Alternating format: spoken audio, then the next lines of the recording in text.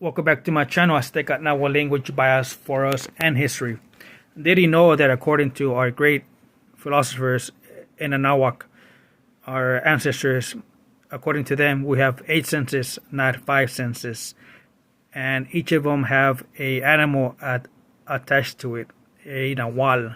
So here it goes: sight, cuautli; eagle; sound, ocelot; jaguar; smell, masat; deer; taste, toshli; rabbit; touch, osomatli; monkey; memory, tezcatlipoca; intelligence, quetzalcoatl; willpower, huitzilopochtli. So the last 3 were memory, intelligence, and willpower. Stay tuned to part 2 for a more in-depth analysis. Tlasokamatu Wamiak.